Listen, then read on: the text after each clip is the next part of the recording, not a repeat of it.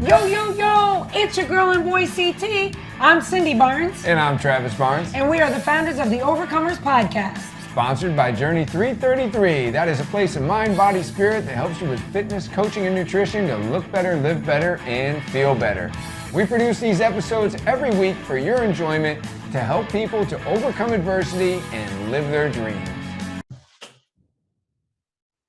Yo, yo, yo, it's your girl and boy CT. I'm Cindy Barnes. And I'm Travis Barnes. And we are the founders of the Overcomers Podcast. We're also the founders of Journey 333, which is the sponsor of the Overcomers Podcast. The Overcomers Podcast is sponsored by Journey 333. We are a place of fitness, coaching, and nutrition, mind, body, and spirit, where we help you to look better, live better, and feel better. Today, I am super excited about the guest that we have on the show. In fact, I couldn't be more excited because he's actually part of the Journey franchise. We met this man in El Salvador when he was the head of a mission there. That's right. We went on a missions trip. We got to meet him, and his faith is just evident everywhere in his life. He's a father of four. He came back home and decided that he was going to make the fitness industry his mission field. I can't wait for him to tell you all about all the bumps, bruises, and things that he's had to overcome to get to where he's at in his life.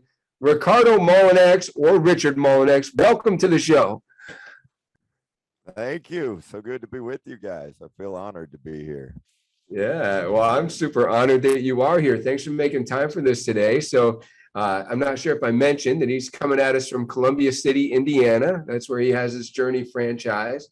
But Ricardo, that's an interesting story. I mean, that we met in El Salvador, and now you have a franchise in Indiana, which the Journey franchise was first started in Elmira, New York. So, kind of an interesting way to get from El Salvador to Indiana, it's through Central America, of course. How else would you get to Indiana from New York? Right, yeah. We went from New York to Central America to now we've been to Indiana a few times, thanks to you inviting us out there. Let's talk about how we met. Let's give our audience a little lesson. I can tell the first part and you can tell the second. So we didn't know anything about missions trips. I know you come from a family that has that history where Cindy and I were just riding along one day with our daughter in the car, and she wanted to get baptized, go on a missions trip and read the Bible, and we weren't even going to church at the time. So we were like, where did all this come from? And sure enough, we went and found a church that was going on a missions trip, and it was just very fortuitous, obviously part of the plan that we would meet you. So I'll let you take it from there, where we show up in El Salvador, and you can tell our listeners a little bit about that. I mean, that is, to me, just shows not only the sovereignty of our Father, and his power to arrange every detail of life, but also it shows his care for us, because, here you were where, you weren't maybe practicing your faith like you had been before, and then your daughter becomes the spark for it out of the clear blue. And I just love it when you tell that story and you're like, dude, I guess we better get in church, Yeah. So, I felt like there's a lot of accountability in that. We've always been a spiritual family, always faith-based, but just one thing had led to another, and we didn't really have a church at the time, and I was actually doing our Todd Durkin roadmap, and I'm like, all right, hey, what's your big five for the year? Going around the car, and all of a sudden our daughter says that. I'm like, uh-oh. Next thing you know, we find ourselves in El Salvador with you. And to show just how serendipitous it was, I had been an athlete, like in high school. I even played a year of college football. I'd run a couple of half marathons. I ran a full marathon, and then about the time my oldest son was born, I just got overwhelmed with life, and it just was kind of turned into food as a coping mechanism. I wasn't exercising. I put on a bunch of weight, and that was when I was 29, and you met me just a few weeks before my 40th birthday. And I had a friend of mine had come down to El Salvador, and he was from Montana, and obviously it's not like Montanans get that close to the beach every day. So he said, I want to take my son surfing. So we went down to the beach and went surfing, and he stayed on the shore, and he took some pictures of us, and he sent me those pictures, and I'm sitting on my couch and looking at them, and I am utterly disgusted. I mean, I'm just down on myself. I had, over the 10 years, I had gotten the weight down a little bit. And here I was back on an up cycle, and just, that kind of hopeless feeling like I cannot beat this. I don't know, what can I do? Just despondent. And I believe it was that week, but just to make sure, because it's been several years now, but just to make sure I don't exaggerate in any way, it could have been the next week. That church that you found, because they went on mission trips. That was the only qualification I was looking for. I need a church that's going on a mission trip, And that church shows up, and they're going to do construction. And I remember I'm giving the orientation, the welcome to El Salvador speech. And here's this bald guy in the back row that's just tracking with everything I'm saying. And he's nodding along, and he's digging it, and comes up to me afterwards and talks to me. And, he starts talking about fitness. And the long story short is Travis, here he is on this mainly construction crew that's going to build stuff. And he says, yeah, well, I don't really even, I don't even know how to work a screwdriver or a measuring tape. So maybe I could come give you a workout instead. I mean, that wasn't exactly the conversation, but you did end up coming to our house. Close. It was pretty darn close to that, I wonder if the listeners have ever been there in their lives, and you're kind of disgusted with where you're at, you're frustrated, and opportunity is missed by most because it's dressed in overalls and looks like work. All right, so Ricardo, let's pick up from there. So. Well, this is a story that I love to tell whenever I get the chance to brag on you guys and how you have changed my life. So after a decade of being overweight, and you didn't just give me a couple of workouts there, you went home and sent me this email like, who's the next trip coming down? And I tell you, and that group comes down from, I think they were coming from Montana, if my memory's correct on that. And they come down with 2 suitcases, and they're like, here, a guy from New York sent you these. And I open them up, and there's battle ropes and t-shirts and, deflated yoga balls. And I mean, everything, sandbags, everything I need to work out at home. And then it, somewhere in the bottom, maybe near the t-shirts or something, we had these little food journal. In those days, the food journal was paper, a little booklet. And so I start doing the workouts, and I'm crushing them. Travis is sending me YouTube playlists. So I like to say that I was the first virtual customer, because this was all the way back in 2014. And sending me these playlists, and I'm getting some Salvadorans and some other expatriates together, and my family, my wife, my kids, we're all doing these together. And, being the old wrestler, I'm like a lot of my clients now, okay, I haven't worked out this hard in 10 years, but I'm going to make up for it today, so I'm crunching these workouts and getting headaches.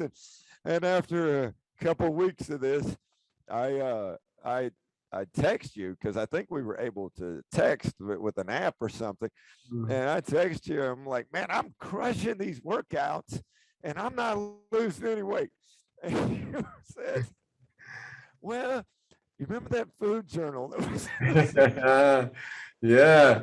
Oh, listeners, can you relate? Come on, Overcomer Nation. Who's ever been there? I'm working my butt off, and I go to the scale, and I'm not losing it, maybe even gained. because, here's how it works. You can't out train a bad diet. You got to fix that. Right. So, yeah. Yeah. And you tell me, I forget if you said 70 or 80% nutrition, like 80% nutrition. And I'm going, that's a ripoff. That's a ripoff. Yeah. So, you were the first virtual customer. We were able to, how long did that go on that we were able to, you were doing the workouts, and I mean, that went on for, a couple of years, right? Well, you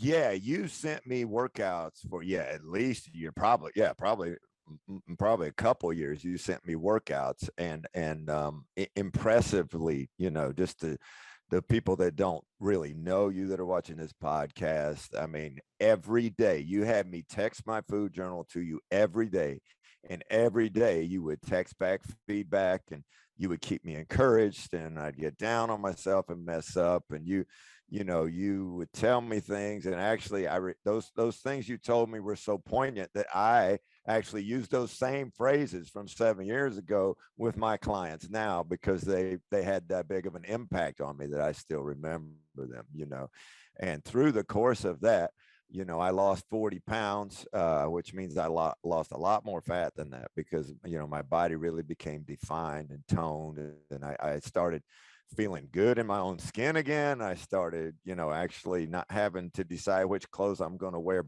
based on what doesn't make me look too fat. I stopped hiding behind my kids in pictures because I wasn't ashamed of myself anymore. And, and I have 2 steel rods in my back. I have a 9-level spinal fusion, it's about a foot long. And, I had a miraculous healing experience in my low back, but you still have the aches and pains associated with carrying too much weight around. And those just went down, and I started being able to not have to have help when we'd take the family to the airport with those 50-pound suitcases. I mean, I could do it before, but then I'd be all sore and miserable, right? But those aches and pains went away. So when we talk about, look better, live better, feel better, I know what that's like firsthand. And I tell people it changed my life. And that's why I wanted to bring it to Columbia City, because I just loved what it did for me. And I enjoy seeing that same thing for other people. So it's truly a case of me giving what I have received. Yeah. So not only was Ricardo one of our first virtual clients, he was our first virtual client. He also appears in our first book, which was Journey Fitness. Shows his 40-pound transformation in the back. There he was coming up out of the ocean that day he went surfing, and then a lean, mean machine on the other photo split right there. Really takes me back, because when did this book come out? This was 2014 or 15? 2015. 2015, yeah. And we were probably with him 2014, so and then we came back again. Came back a second time because we loved what Ricardo was doing. In fact, that's how we really want to connect with everybody that becomes part of our team, whether it be as a franchisee or any other way. We connect in a heart-to-heart way, sharing a common mission, sharing some threads of core values. And we were there, and we just love what you guys were doing in El Salvador, just making a difference. They were making a difference for people that had been displaced, orphans, the hungry, the homeless. We got to go and visit that school, and some kids even slept at that school because they had no better home to sleep in than to just kind of sleep in like a schoolhouse, and they hadn't been shown affection, and they wanted to be carried around, and you could tell, maybe they hadn't been necessarily able to get access to a bath on a regular basis. And I remember when we were getting ready to leave, they asked us, they said, so you've really blessed us, when are you coming back? Yeah, and I was like, oh, well, how about, next summer? I didn't know what to say. It was summertime, we were making an annual trip. I know the church we were traveling with said, oh, we only do this once every 3 years. So then I had a predicament, because I was like, well, I just told this kid that gave me this gift made with his own hands that, I was going to come back. And we did. We came on our own, and, got a chance to connect some more. And then, you know, all roads lead home. You know, you're eventually back home. You know, let's talk about that, you know, because this show is about overcoming adversity. And I think that sometimes, you know, when we're going through things, we don't understand the plan. But looking back, we can see that there really was a great plan for our life. You know, maybe if you could share a little bit about, you know, kind of coming home and, you know, getting to where we are today with you having your own franchise in Columbia City.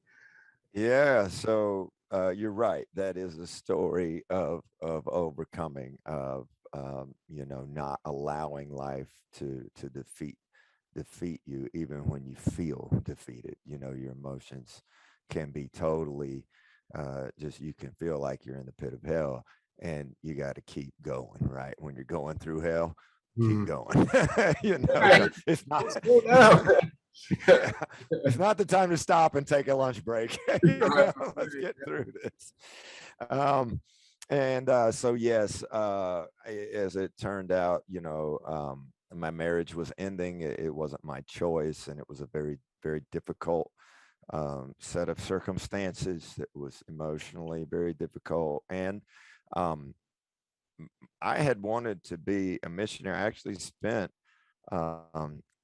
10 years preparing to go to the mission field. I mean, we went to a seminary, a graduate school, got a master's degree to be able to go, and then prepared myself, you know, became ordained, became licensed in the denomination, you know, served in churches here in the U.S. as preparation, went through interviews, psychological testing, you know, it was. And then we went and spent a year in Costa Rica. Our first year was just learning Spanish. And so to have that end, I didn't know that, to be honest with you, I really didn't know who I was. You know, here I was, you know, I'm a father. That's a big part of my identity. And this is all I had ever wanted to do. And that's gone. And, you know, this, my wife that I've made this covenant with, and I'm expecting us to grow old and die together, and never having any idea that divorce would be in our future. I was, you know, I tell people that you know, during those days, probably almost every day, I would think to myself, is this real? How can this be real? You know, it's just stranger than I could comprehend, you know.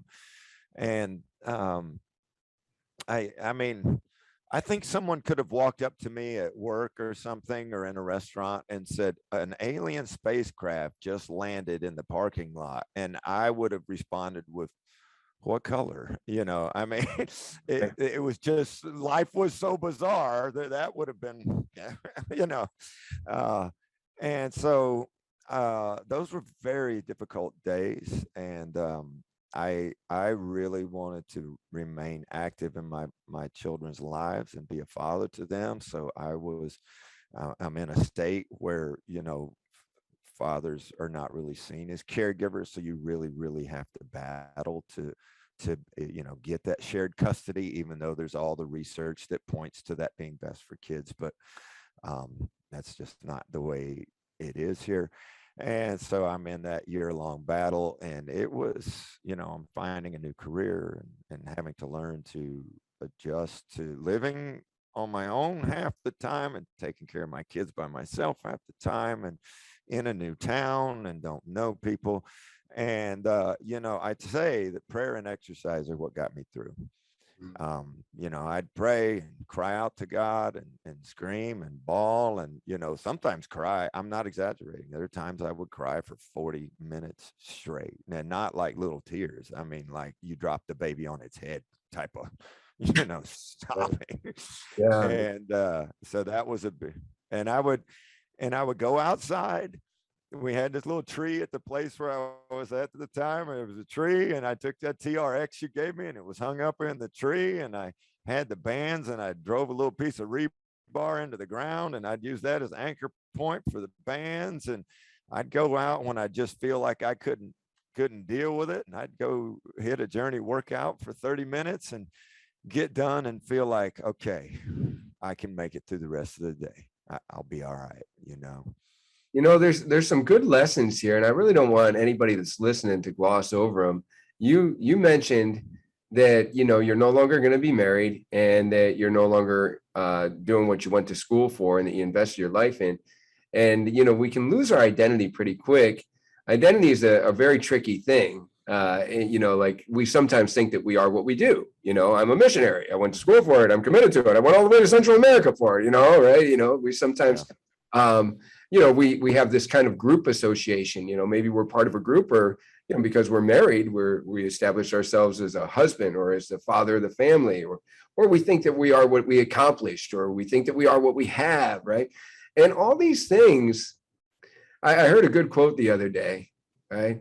And it was like, if real life is infinite, then this is not real life, right? Like, because we are, going through a temporary experience in this world. And that is the true answer to who we are. Who are we in the deepest part of our soul? Who is that eternal being, right? And you started getting connected, and it's interesting that you even used it for therapy, because you started getting connected to the things that inspire you and the things that you can be enthusiastic about, right? So it's like, who am I deep down, right? Like, to be inspired is to be in spirit. Right? To feel enthusiasm, right? Like that's to feel, like if you break that down into the Greek root words, it was like the God within was where enthusiasm came from. So you knew something that everybody needs to know. You said motion creates emotion.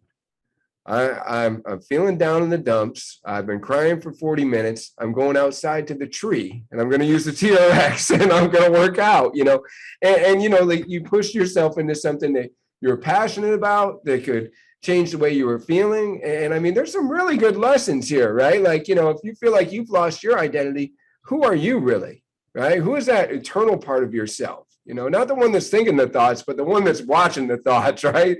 That self that maybe you drive crazy sometimes, that's a really good lesson. There's some really good stuff there. And so, you're using fitness, you're using exercise to get through the most difficult time in your life.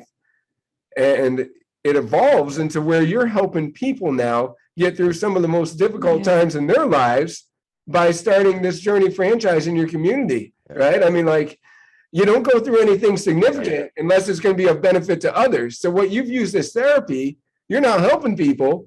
You may not even know it sometimes when you're helping them. Use it as therapy one way or another, That's pretty amazing. It's really amazing. Yeah. So sometimes I do know. I'll say this. Sometimes I do know, because people will come in and say, I almost didn't come today, or work was terrible, and you can see it on their face. And I'll say, you're going to feel better in 40 minutes. I guarantee. And every time they do, they walk out feeling better than they came in, Yeah. Right. Well, same for, obviously, if you were as depressed as, you were telling us, and you're crying and, lost, all of that, to force yourself to go work out, which probably isn't exactly what you felt like doing, right? But you were like, I know this will make me feel better. And like you said, once you were done, you were like, now I know I can get through my day. It's the same for our members that, whatever it is that's going on in their lives, or however they're feeling, or whatever stress is happening to them, they always do feel better if they can just force themselves to come and get that workout, because then, all the endorphins, and plus you feel proud that you did it, and internally you feel so much better, and, it lightens you. So yeah, it's a good little lesson for the listeners. Like, even when you're not feeling like it, or you can come up with 30 excuses as to why you don't have time or don't feel like it, it will make your day better. Sure. You have to do that thing that you don't feel like doing, so you can feel that way that you feel like feeling, right? Right. Like, or do those things that others won't, so that you can feel the way that others don't, there's a very inverse relationship with exercise, right? People hate the process, but love the results, right? Yeah, for sure. And, I just think that there's definitely some motivation to be picked up from what you did. during the most difficult time in your life. And, you are amazing, Ricardo. You really are. I mean, we have never give up written on our walls, and you exemplify that in so many ways. So let's also clue in our Overcomer Nation about what's going on here. Because you not only were going through a divorce and a custody battle, and you're battling with your own emotions. Can we talk about when you decided that you would open up a Journey franchise, the timing that it was, right? I mean, like, come on. I mean, like, Right. if I had known it, of course, we could have steered you away from it. But, so talking about overcoming again. You came here, it was Thanksgiving, 2019. You were here for training. Right. Planning to open up. Came back around Christmas or something. Yeah, you had two visits. Yeah, you came twice, and then you're planning to open up in January of 2020. Does anybody that's listening know what happened in March of 2020? Right. Right. So planning on and did open in January, and right, and then the whole world shuts down 2 months after you have your opening. Yeah. Yeah, I mean, this is time where people that open up a business, right? They're trying to like say, how long will it be till I get to break even, right? Because like I can't lose money forever, and I need to do that, right? And so, meanwhile, well, you're hoping that it will be within your first few months. You find out in month number 3 that the whole world's about to be shut down, right? Shut down. It is. Well, it did get shut down, yeah. So let's talk about that for all our, I mean, come on, man. I mean, that's intense. And you're still battling, right? Because you're still divorced, you're still fighting for your kids. And now you decided. Now everything that you've poured into opening this business now is shut down. Didn't you empty your savings account to start this business? So you decided, listen, my wife's trying to take my kids. I've already lost my marriage. I decided to take all the savings that I had and put it into starting a business. And now the whole world's getting shut down, right? I mean, like the world's getting shut down. Yeah. Yes. I mean, like, and what was my father, just to add to that, my father, without me requesting it, as I was going through the process and those months leading up to opening and applying for loans and stuff and getting denied and finding ways to finance this, without me requesting it, my father came to me and said, you're getting turned down by the banks, and we know that, and we want to loan you the money. And so I had this sizable loan from my father, and I had financed the franchise fee to you guys. So here's people I love. You can file bankruptcy, but that's not going to take away how you feel. Right. I had promised to pay this money back, and yeah, I mean, I had a very conservative plan. I didn't feel like my plan was, overly ambitious and everything had to fall in place for it to work. But I didn't put a 2-month shutdown and worldwide pandemic in the plan. I'll say that it wasn't that conservative. Right. I know. Yeah. Those are tough days. So if you could, during this, what got you through as a business owner, as a brand new business owner? I always try to give our audience tools, tips, strategies, mantras, things that people did during during their darkest hours, right? And these are dark hours, that you're talking about right now. Yes, sir. Now we've added a business shutdown to the plate. You got important people, the most important people in your life. So some people think, oh, you got a loan from family, big deal if you let them down. Well, there's a whole flip side to that. There are people like yourself that would rather let a bank down than somebody close to you that decided to, give you something. I feel the same way, so let's talk about that. How did you get through?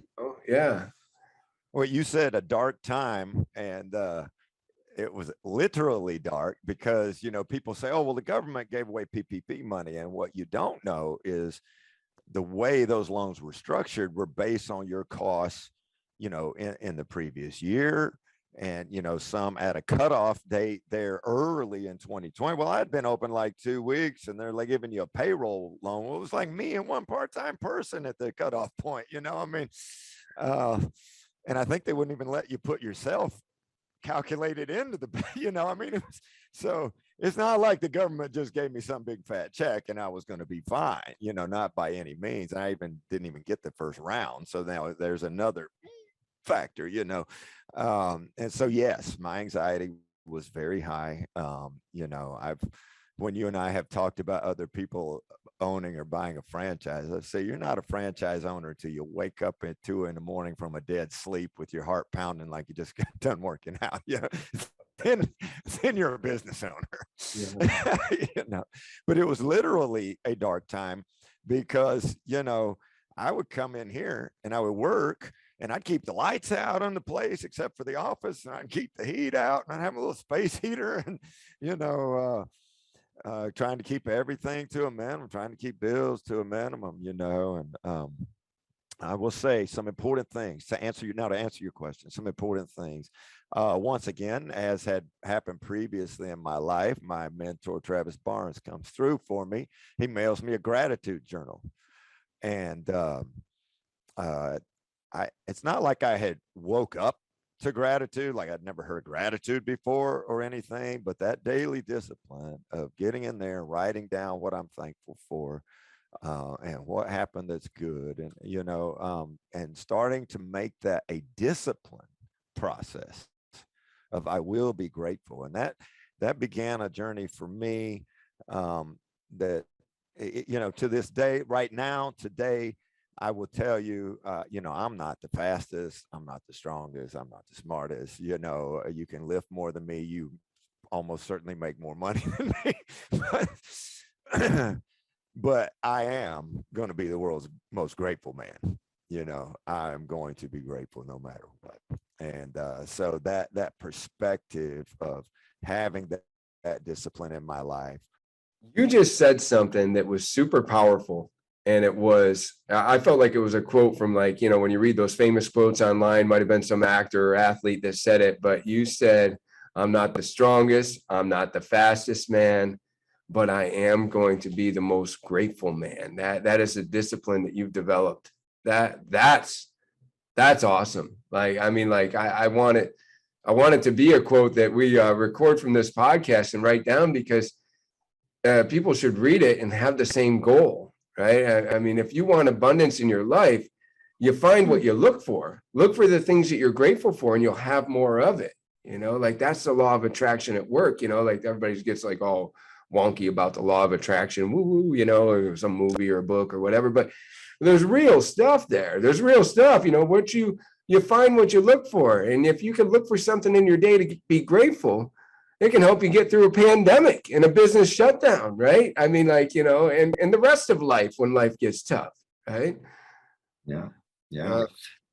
And you know, my master told us, it's in the scriptures, the eye is the lamp of the body. If your eye is good, your whole body will be full of light. Right. And if your eye is bad, your whole body is full of darkness. And you just said the same idea in different words. You find what you're looking for. If your perspective is good, you're full of light. If your perspective is dark, you're full of darkness. Yeah. Oh, that's awesome. That's awesome. So then you got through the pandemic, and then there's never been another bump in the road since, huh? All smooth sailing. Yeah, just smooth sailing. With just all the charts are up to right. Well, you know, you did ask another part B of my answer. How did we get through that? And I, you know, again, just give you credit. I don't know how many people know you this well on this podcast, but you deserve credit for leading us through an enormously difficult time. There's a book about President Roosevelt, Teddy Roosevelt. After he was president, he and his son Kermit went on this expedition to explore the River of Doubt. It's now the Roosevelt River in Brazil. And it was, at that time, it was an unmapped river. And the Brazilian colonel who traveled with them, they had a routine, and every morning, and it became a very harrowing, you know, President Roosevelt almost died on the trip, very near death, and even told his companions to leave him behind because he thought them caring for him would, keep them from surviving. But every day they would wake up and they had a routine, and they would, make a stake in the ground, and they would, play the bugle, and they would have a routine that they did every day. And that was just part of that anchoring routine to help them get through it. And that was a very important thing. And that just reminds me of how you led us through those shutdowns. You made us get online every day, 8 a.m.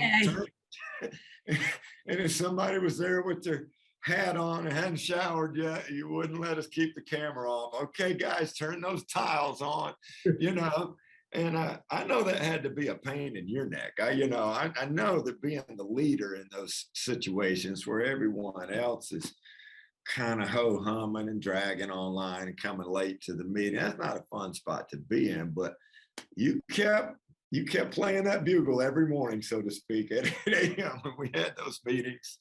And then, I usually would teach the evening or co-lead the evening virtual session that we were doing, and that became an important part of the routine, to see people and chat before and after. And so those routines were another piece of how we all got through it.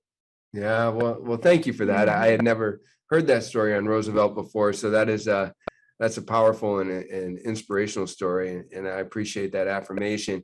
I think it goes back to our core values that we all share, of overcoming and never giving up. And I never saw that one coming. I thought that I was kind of shaping my own destiny as an entrepreneur, and it was kind of related to how hard I was willing to work is how much I would get out of life.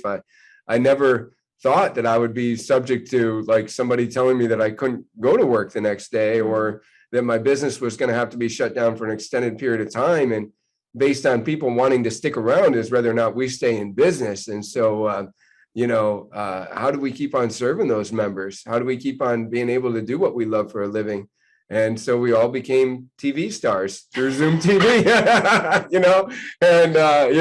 all locations went under one virtual roof. We all made it work. And it was those times like that really bond you as a team and as a company. Those were, they weren't all great calls, as you mentioned, but those were great times because we learned that we were serving more than just ourselves. We've always been serving our members, but then suddenly Corning, New York was serving Columbia City, Indiana, and vice versa. That was, there's good that can come from everything. And that is one good that came from that. We grew closer and stronger as a team, and we were able to serve each other's members and try to help each other survive, Right. So that was really good. Yeah. That was really good. So Ricardo, you've lived Well, of course, what was that? Of course, those meetings didn't always go well. You had a dozen people who were, under the stress of they might lose their livelihood.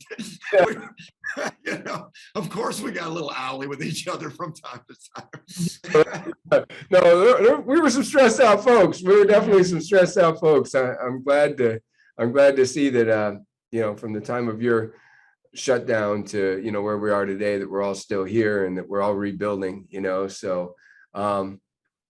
I wanted to ask you, we've just outlined quite a path for people, somebody that was willing to go all the way to Central America and serve the poor, needy, homeless, orphaned, addicted, all that, and then, having things as they sometimes do, not work out in a marriage, and then, becoming a single father and trying to be a father to four, and then opening up a business, and then having the world get shut down 2 months into your business, and not even qualifying for the help that the regular business owner that had been in business a little longer would get.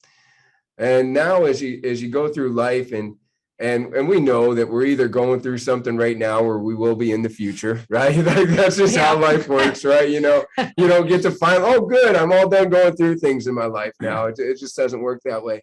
So now, as you go through life, what would you what words of wisdom would you give to our listeners about just your approach to life? You've already given us a really good one on gratitude. I think that's really good. But tools, strategies, mantras, anything philosophies that you live by, things that work for you. Yeah, and in those hard times, there are some scriptures that I cling to. You say mantra, meaning, what do we repeat to ourselves? And one of them is found in the scriptures, and it's actually in Romans 8:28, that all things work together for good for those who love him and are called according to his purpose, right? And I have to remember that not all things are good. That wisdom, that ancient wisdom is telling me all things are good, but that I have a Father who loves me and who will work it together for my good. And so to trust that there's going to be good coming out of this.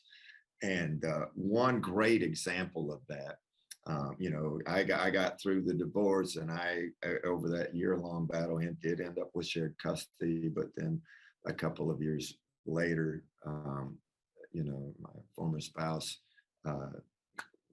decided to go back to court and was wanting to have full custody. And that was just devastating for me. I wanted to be in my kids' lives. I want to raise them. I want to eat breakfast with them. I want to say bedtime prayers with them, not just they come over to my house on the weekends. I want to be a life-on-life dad to them. And that second bout was over a 2-year process, and mediations and things, and got what's called a guardian ad litem. And without getting into the weeds on that, they make a report to the judge. And again, I'm in a state where even my own lawyer said, well, there's no legal presumption that the mother has custody, but she'd been in it for decades. So, but that's the reality, And so that report came back and very biased. And that hit me so hard. Again, I'm rebuilding this business. It was growing at that point, but it certainly wasn't like, oh, it's just all roses. We were experiencing some success and some good things happening, but there's still quite a bit of stress there to undergo in that rebuilding phase. And that report came back, and it leveled me. I happened to be at the same time, I had a undiagnosed hernia. I was having lots of pain and I couldn't work out. And the doctors, because it was an inguinal hernia, higher up, kind of closer to your belly button, they weren't seeing it. And so they, they were giving me meds I didn't need, and I couldn't work out, so my number one, my coping mechanism wasn't even there. And it was just another extremely difficult time. And to be honest with you, I'd kind of lost the will to live. I'm not saying that I had a plan to harm myself, but I had lost the will to live. And we got on the phone about some piece of business, and I don't know if you actually really wanted to talk about whatever the business thing was, but then you're like, okay, Ricardo, so now that's done. I'm going to shut the recording off. And then you, in just utter humility and transparency, opened up your story, which you've already told on the podcast, of you being incarcerated with a long sentence, and how that had that impact on you, and losing you were in that same place, and you were willing to be vulnerable and soul to soul, and share with me words that there's probably not a whole lot of people on the planet who'd actually been through it and could share meaningfully. I actually know what this feels like, and here's what I decided to do. Not a platitude, not a everything happens for a reason, pat on the butt, but actually willing to enter into that pain, share your story with me. And that was incredibly encouraging. That was a godsend, that literal sent from God to help me when I most needed. And that shows all things work together for good, because your 10 years of incarceration, here's a chance for you to share that with me and when I really needed it. Yeah. And, I was thinking of the same thing for you, as far as just all that you've went through and the things that you're able to help people with now. How deep we can go is how deep we can go, right? I mean, it really is, and it's interesting. We said something earlier in the episode, and we said if life is infinite, if real life is infinite, right, then this isn't real life, right? And we were talking about our spirits then. And I heard something on a little podcast I was listening to not long ago, and it said that the memory of God returns to the quiet mind. Like, what if there was a conversation between you and God before you came here? And what if the conversation went a little something like this? Well, God, I want to help people that are really going through difficult times. I want to help people that are, heartbroken and having family struggles and things such as that. Well, what type of training ground do you think that God would provide for you? You're going to have to be heartbroken. You're going to have family struggles, because if that becomes your mission, right? And here I was that day when you had your rights with your children taken away from you, and I had to go through a time in my life where I had to accept what kind of father was I going to be. Because obviously from prison, I could choose to be no father at all, or I could choose to cling to every aspect that I still had left. I could choose to write a letter every day. I could choose to draw a face on the pumpkin. I could choose to draw an Easter map or whatever. I actually thought about ending my own life when I was in prison. And I don't know if I've ever shared this on this podcast, but it was my daughter that really motivated me, because I said, even if I'm here for years and years until she's getting a license and she wants to come chat with me. And at the time, I didn't know if my chats would be even through glass or if I'd even get a hug. I said, I gotta not be so selfish as to allow that to happen, right? I have to be whatever I can be for her from here, right? And that's just available, right? I'm available, right? I may not have much rights to see you. I can't leave the walls of this prison, or in your case, sometimes we just can't, the courts make certain decisions and we don't have the same freedoms that we had before and rights with our children. But I mean, then we have two choices, right? And we don't give up at Journey, right? So we never give up, and we just, we choose what we can be from those perspectives. But like, if the memory of God returned to my quiet mind, I guess I must have been asking for some big things too that I can help people with, because there's definitely been some difficult training grounds. And for our listeners, if you're going through something difficult right now, that could be your training ground. You might have asked for it. I made a little post today on my Facebook page. It said, if things around you look dark, look again, you might be the light, right?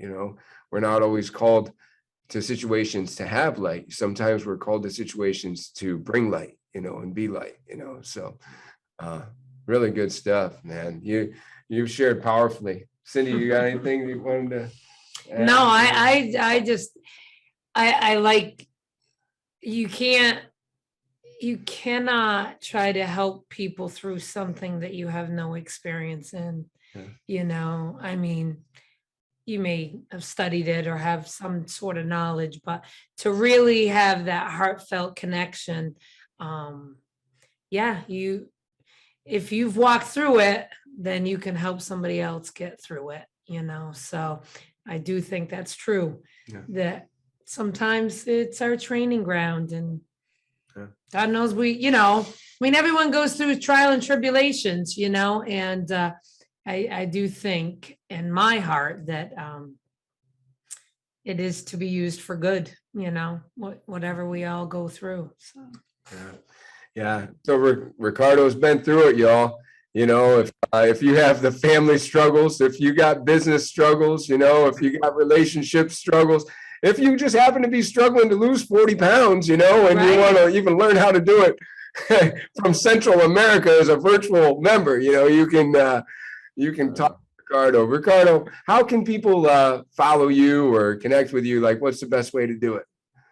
I'm on Facebook as Ricardo Mullinax. The fun times we have here. I mean, obviously, we're part of the Journey the overall Journey Facebook page, the specific things we do here and the people losing weight and, you know, us dressing up as, you know, I dressed up as Bugs Bunny and Coach Vicky dressed up as Elmer Fudd and ran around shooting me with the dart gun. You know, those kind of fun times are on our Journey Columbia City Facebook page. So those are pretty easy ways to get a hold of us.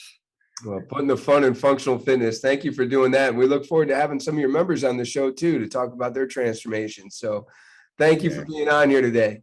It was a privilege and an honor. Thank you. I appreciate it. Hey, thanks for tuning in to the Overcomers Podcast, sponsored by Journey 333. When I am not hosting the Overcomers Podcast, I am working at one of our fitness franchises so that I can continue to help people overcome adversity on a daily basis. That's right, people come to the Journey 333 fitness franchises because they want a coach in their life. They want somebody to help them overcome the adversities of life, motivate them to higher levels of greatness, bring out their potential, help them lose weight, get off medications, fight depression, fight anxiety. That's what we do on a regular basis.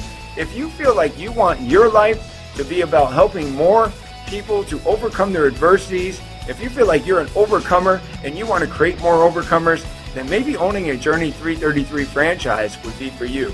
To find out more, go to www.journeyfitness333.com.